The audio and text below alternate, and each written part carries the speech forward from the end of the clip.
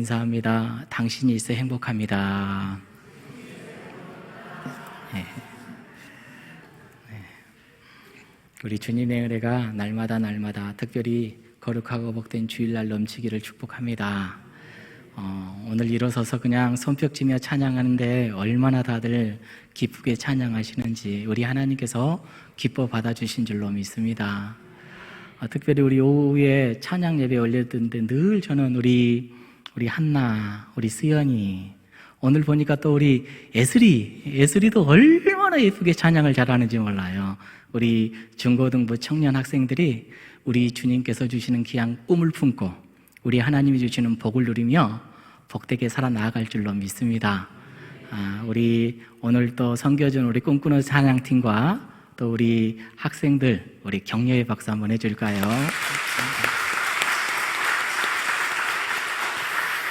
자, 우리 다 함께 주일 오후에는 소유문답을 함께 나누고 있습니다. 오늘은 제12문 함께 나누도록 하려고 합니다. 제12문은 어떤 문으로 어떤 문제, 어떤 문과 어떤 답이 있을지 우리 한번 알아보도록 하겠습니다. 한번 띄워주시죠. 12번, 12번째 문. 자, 우리 함께 읽어봅니다. 시작. 사람이 창조함을 받은 본 지혜에 있을 때 하나님께서 저를 향하여 어떤 특별한 섭리를 행하셨습니까? 창조함을 막 받았어요, 사람이. 하나님께서 사람을 창조하셨는데 창조한 그 그 사람을 향하여서 특별한 섭리를 어떻게 행했는가? 이것을 묻고 있는데, 자, 어떤 답을 우리들에게 가르쳐 주는지 한번 보겠습니다. 답 시작. 사람을 창조하신 후에 완전히 순복하는 것을 조건으로 삼아 생명의 언약을 맺으시고 선악을 알게 하는 나무의 실과 먹는 것을 사망의 벌로 금하셨습니다. 이런 답을 주십니다. 자, 소요리문단 12번 문제와 답을 우리가 함께 나눴습니다. 자, 하나님께서 세상을 다스리는 방법은 우리가 알다시피 첫 번째, 하나님은 애정을 하셔요. 애정. 예. 그리고 우리 하나님은 그 애정 가운데 섭리하시죠. 창조하시죠. 예, 창조하신 후에 섭리, 이 모든 창조의 영역들을 섭리 만져 나아가시는 우리 하나님이십니다. 특별히 이 섭리라는 것은 우리 하나님께서 세상을 보존하고 통치하는 것을 이야기를 하는 것이지요. 하나님은요, 최초의 사람 아담과 언약을 맺었어요. 이 언약에 대한 명칭을 뭐라고 하는가 참 다양하게 이야기를 하는데요. 순종하라, 순종의 행위를 조건으로 맺은 언약이기 때문에 행위 언약, 이렇게 이야기를 합니다. 무슨 언약요? 행위 언약. 이렇게 너희들 행동하면서 살아야 돼. 그래서 행위 언약, 이렇게 용어를 하는데, 이 행위 언약에는요, 하나님의 영원한 생명이 약속이 되어져 있기 때문에 생명, 영생의 언약, 생명의 언약이다, 이렇게 부르기도 합니다. 그래서 오늘 말씀의 제목은 생명의 언약이라는 말씀으로 함께 나눕니다. 자, 정리를 하자면요, 하나님이 아담과 맺은 언약은 생명을 좌우해요. 우리들의 생명을 좌우하기 때문에 생명 언약이다. 이것은 행위에 따라서 결정되는 것이기 때문에 행위 언약이라고도 한다, 이런 말이지요. 자, 물론 우리 하나님께서는요, 하나님이 통치하는 방법은 행위 언약만은 아니에요. 그 행위 언약 이전에 우리들에게 주셨던 사랑과 은혜, 이걸 절대로 간과해서는 안 될 겁니다. 하나님의 통치 원리에서 가장 중심이 되는 것은 사랑이에요. 그리고 은혜입니다. 하나님은 은혜를 베푸셔서 사람을 누구의 형상으로 만드셨어요? 하나님의 형상으로만. 이거 은혜잖아요. 그렇죠? 하나님의 일방적인 은혜잖아요. 예. 심지어 우리 하나님은요, 그 사람이 하나님의 형상대로 지음을 받았는데도 불구하고 죄를 지었어요. 죄를 지은 후에도 은혜가 계속됩니까? 안 됩니까? 지은 후에도 은혜가 계속이 돼요. 자, 그래서 우리 하나님의 구원의 사역은 계속해서 사랑과 은혜 가운데 우리에게 다가오는 것을 우리가 느낄 수가 있지요. 그렇다고 해서 하나님께서는요, 잘못하며 살아가는 이 인간들에게 무언가를 요구하지 않는 분은 또 아니셔요. 하나님은 사람을 누구의 형상대로 만드셨다고요? 하나님의 형상대로 만들었는데 하나님의 형상대로 살게 하기 위하여서 뭘 줄까요? 하나님의 법을 주셔요. 너희들 이런 기준을 가지고 살아야 돼. 법이죠. 이게 바로 행위 언약이라는 겁니다. 인간의 행위에 따라서 이것을 순종하며 받아들이며 살아나아갔을 때 우리 하나님께서 그것을 보시고 때로는 채찍질을 가하기도 하시고 때로는 복을 주시기도 하시고, 이것은 우리들에게 불공정합니다, 불공평합니다, 이것은 우리에게 해롭습니다, 이렇게 절대 말할 수가 없이 이것은 우리에게 유익한 겁니다. 자, 행위 언약, 생명의 언약을 이해하기 위해서는요, 먼저 우리가 이것을 절대적으로 생각을 해야 돼요. 하나님과 인간은 같아요, 안 같아요? 절대로 같지 않죠.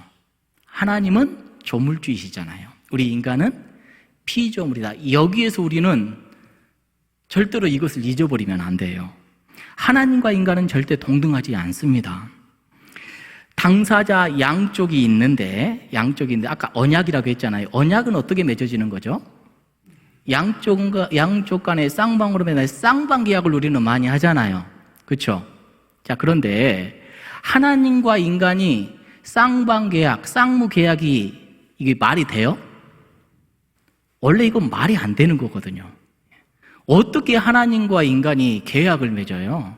계약을 맺을 수가 없는 관계입니다. 자, 그런데 우리 하나님께서는요, 일방적으로 자기의 사랑을 바탕으로, 은혜를 바탕으로 계약을 맺으셔요. 사랑과 의논하지 않아요. 일방적으로 절대 주권으로 계약을 맺으십니다.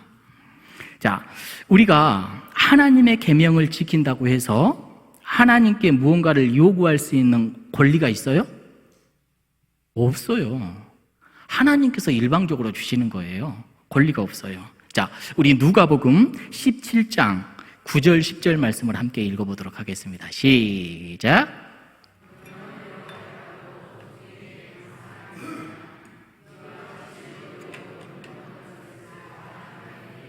우일은 무익한 종이라 우리가 하여야 할 일을 한 것뿐이라. 자, 주인이 있었습니다. 주인이 종에게 일을 시켰어요. 종이 어떻게 했어요? 일을 잘했어요. 잘했더니 주인이 아이고 종님 너무나도 잘했습니다. 감사합니다. 고맙습니다. 일했으니까 내가 이렇게 해줄게요. 이게 아니라는 거죠. 이게 아니라는 거예요. 주인은 일을 시킬 당연한 권리가 있어요. 힘을 갖고 있는 존재고, 종은요, 시키는 것이 무엇이든 간에 해야 돼요. 이게 종이에요. 그래서 무익한 종. 어떤 것을 하더라도 그저 하면 되는 겁니다. 마찬가지 사람은요, 하나님의 피조물이에요.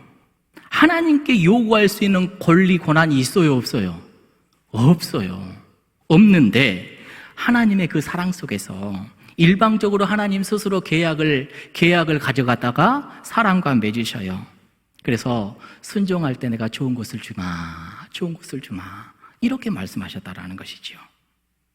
우리가 하나님의 그 전지하심과 전능하심을 우리가 알 때 우리 하나님은 불공평한 분이 아니다. 우리는 그런데 가끔씩 하나님을 보고 뭐라고 해요? 공평하지 않습니다. 우리는 그 공평을 따질 수 있는 그런 존재가 아니에요. 언제 공평을 따져요? 언제 하나님께 원망을 합니까? 자, 우리가 포도원의 비유 함께 봤는데 왜 원망을 했어요? 왜 원망을 해요? 어느덧 자기가 교만해지니까 그런 겁니다. 자기가 자기의 존재가 어떤 존재인지를 모르고 망각해버려요. 그러면 교만해져요. 그러면 공평을 찾아요. 그런데 하나님의 전지전능하신가 주권만을 생각한다면 우리는 피조물로서 아무것도 하나님께 요구할 수 있는 존재가 아니라는 사실을 우리는 알게 되는 것이지요. 우리 하나님께서 언약을 주었는데 오늘 말씀을 보니까 최초의 언약이죠. 최초의 약속 뭐였죠? 각종 동산나무의 열매 다 따먹어. 내가 너에게 준 것 마음껏 다 누려. 하지만 선악을 알게 하는 나무 어떻게 할라? 먹지 말아라. 최초의 율법이고 최초의 행위 언약 명령입니다. 그런데 이 명령에 순종하지 못해요. 여러분, 우리는 약해서 순종하지 못하죠? 원래 우리는 이렇게 체질적으로 연약하고 부족하니까 이렇게 말할 수도 있지만요, 전도서 7장 29절에 보면 전도서 기자는 이런 이야기를 합니다. 우리 읽어볼까요? 시작.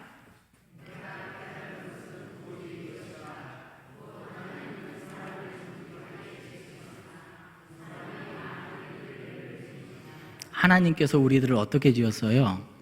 정직하게 하나님의 법에 순종할 수 있도록 정직함을 갖게 지었어요. 그러면 우리는 정직하게 살아갈 수 있어요, 없어요? 있는데 온갖 많은 꾀를 내면서 살아가네요. 정직하게 살려는 마음이 있어요, 없어요? 있어요. 있는데 다른 한켠에는 온갖 꾀를 내면서 살아가려고 해요.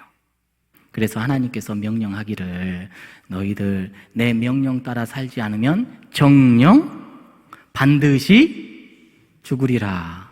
이런 경고의 말씀에도 지켰어요, 안 지켰어요? 지키지 못했어요. 하나님께서는 우리들에게 자유로운 의지를 주셨어요. 지키든지 안 지키든지. 근데 우리는 가끔씩 질문하잖아요. 하나님, 무조건 순종할 수 있도록만 만들어주시지 왜 자유의지라는 것을 주셔가지고 나를 고민하게 만들고 넘어지게 만든 것 하나님의 책임 아닙니까? 못된 생각하면서 하나님께 따져요. 못된 생각하면서.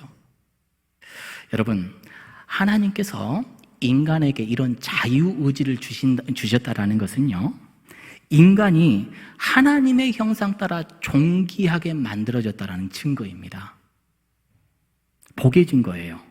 다만 우리 하나님께서 이 언약을 주셔서 이렇게 살아가라라고 말씀하신 것, 이렇게 살면 내가 너에게 생명을 줄게, 영생을 줄게. 그런데 그렇게 살아가지 못하면 큰일 나, 정령 죽으리라. 하나님이 주시는 자유에는 책임이 동반된다는 것을 우리들에게 가르쳐 주죠.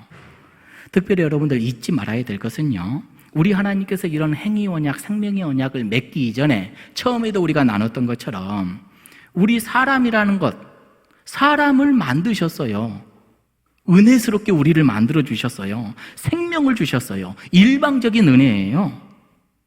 나아가 그 인간들에게 하나님께서 지켜야 될 여러 말씀을 주시는데 이 말씀 가운데 너희들 살아간다라면 너희들 이 땅 가운데서 평안할 뿐만이 아니라 영생까지 내가 너희들에게 줄게 라고 이런 우리 주님께서 약속을 해주셨다라는 것이지요. 여러분, 이 생명의 언약, 행위 언약은 우리에게 어떤 유익을 줄까요? 여러분 기억하십시오. 우리 하나님을 기억하게 만듭니다. 하나님께서 주신 이 언약이 없다라면요, 어떻게 살아갈까요? 하나님을 바라보지도 않고 내 마음대로, 내 뜻대로 기준이 없으니까 모든 것이 내 기준이 되어버립니다. 방종하면서 살아가죠. 그런데 하나님께서는 우리들에게 기준을 주시는 거예요. 삶의 기준. 이런 삶, 이런 삶, 이런 삶. 이렇게 살아 나아가는 것이 바로 하나님의 형상, 하나님의 뜻, 하나님의 기준이다. 이걸 이야기해 주는 겁니다. 만일요, 정말로 이 생명의 언약, 행위의 언약이 없다라면 피조물이 주인 노릇할 거예요. 주인이 주인인지도 모르고. 여러분, 바벨탑, 왜 쌓게 됐죠? 주인이 누구인지 몰라. 자기가 주인 되려고 해. 높아지고 또 높아지려고 해. 여러분, 우리가 이 행위 언약, 주님이 주시는 법이 참 많을진데 이 귀한 법을 우리가 순종하며 살아나갔을 때 우리 하나님께서 정말로 이 땅 보시기에 좋았더라라고 하는 그 귀한 세상, 이 땅을 누리며 살아가게 할 뿐만이 아니라 영원한 천국까지 우리들에게 약속해 주심을 잊지 않고 살아가는 우리 모두가 되기를 축복합니다. 자, 그래서 행위여장은 우리 사람에게 너무나도 유익한 거예요. 하나님의 말씀은 여러분들을 힘들라고 줬어요? 행복하라고 줬어요? 행복하라고. 여러분, 하나님의 말씀을 대하는 태도, 자세는 긍정이어야 됩니다. 하나님의 말씀은 나에게 약이야. 하나님의 말씀은 나에게 꼭 필요해. 어떤 말씀이라도 이 말씀대로 나는 살아가겠노라. 신명기 6장 24절의 말씀 우리 함께 읽어봅니다. 신명기 6장 24절의 말씀입니다. 시작.